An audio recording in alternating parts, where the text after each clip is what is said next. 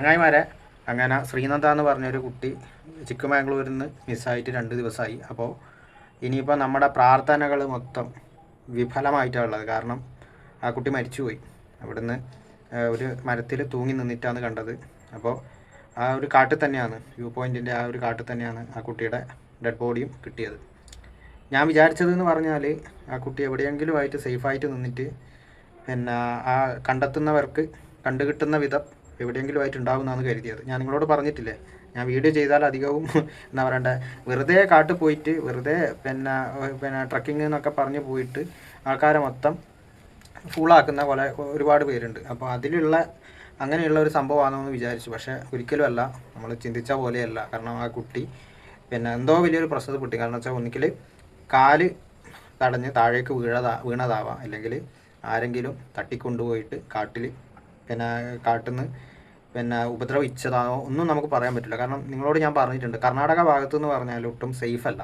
നല്ല സ്ഥലങ്ങളൊക്കെ ഉണ്ട്, പക്ഷേ ഒട്ടും സേഫ് അല്ല. മലയാളീസിനെ കാണുമ്പോൾ നമുക്ക് ഭാഷ അറിയുന്നില്ല എന്നൊക്കെ അറിയുമ്പോൾ കാട്ടിലായാലും ഇവരുടെ ഭയങ്കര തെമ്മാടിത്തരം കൂടുതലായിട്ടുള്ള സ്ഥലങ്ങളാണ് കർണാടക മൊത്തം. അപ്പോൾ ഞാൻ പറഞ്ഞതെന്ന് പറഞ്ഞാൽ എന്താ സംഭവിച്ചതെന്ന് വെച്ചാൽ ഇതിൽ ഏറ്റവും കൂടുതൽ എന്താ പറയേണ്ട ഉത്തരവാദിത്വം ഇല്ലാത്തത് ആ വീട്ടുകാർക്കാണ്. കാരണം ആ കുട്ടീനെ അവിടെ ഒറ്റക്കാക്കില്ല.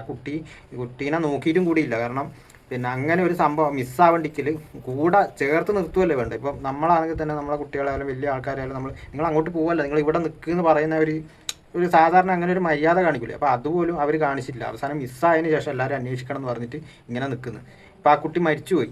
അതിന് ഏറ്റവും കാരണം എന്ന് പറഞ്ഞാൽ അവിടെ ഉള്ളവരെ ഇപ്പം എന്താ സംഭവിച്ചതെന്ന് എനിക്കും അറിയില്ല, ആർക്കും അറിയില്ല.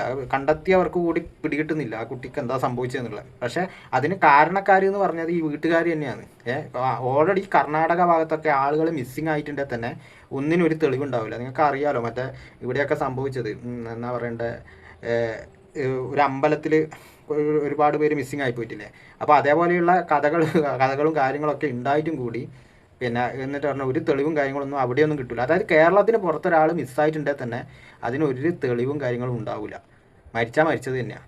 അപ്പോൾ ശ്രദ്ധിക്കേണ്ടത് പറഞ്ഞാൽ ചെറിയൊരു പെൺകുട്ടികളാണെങ്കിൽ നമ്മൾ എത്ര കെയർ ചെയ്യണം. ആ പെൺകുട്ടികൾ മാത്രം, ആൺകുട്ടികളാണെങ്കിലും നമ്മൾ കെയർ ചെയ്യണ്ടേ. അപ്പോൾ ഒരു ഉത്തരവാദിത്വം എന്ന് പറഞ്ഞ സംഭവം അവർക്കില്ല. അവർ കാരണമാണ് അവരുടെ മകളെ കാണാണ്ടായത് തന്നെ. കാരണം ഇത്ര ആൾക്കാർ ഒരുപാട് പേര് ട്രിപ്പ് പോയിട്ടും കൂടി എന്താ പറയണ്ടേ, ഒരു കുട്ടി മിസ്സാവുക എന്ന് പറഞ്ഞാൽ അപ്പോൾ സെൽഫി എടുക്കുന്നല്ലോ, ഓക്കെ, അതിപ്പം കുട്ടികളാണെങ്കിൽ സെൽഫി എടുക്കൂലേ. പക്ഷേ എന്നാലും മാതാപിതാക്കൾക്ക് ഒരു ഉത്തരവാദിത്വം ഉണ്ടാവില്ലേ. നിങ്ങൾ പോവല്ലേ, നിങ്ങൾ അങ്ങോട്ട് പോവല്ലേ ഇങ്ങോട്ട്. അപ്പോൾ ഇവരെന്താണ് ചെയ്തത്, ഇവരൊക്കെ സേഫായിട്ട് നിൽക്കുന്നത്, ആ കുട്ടി മിസ്സായി. അപ്പോൾ 100% ഈ വീട്ടുകാരുടെ അടുത്ത് തന്നെയാണ് തെറ്റ്.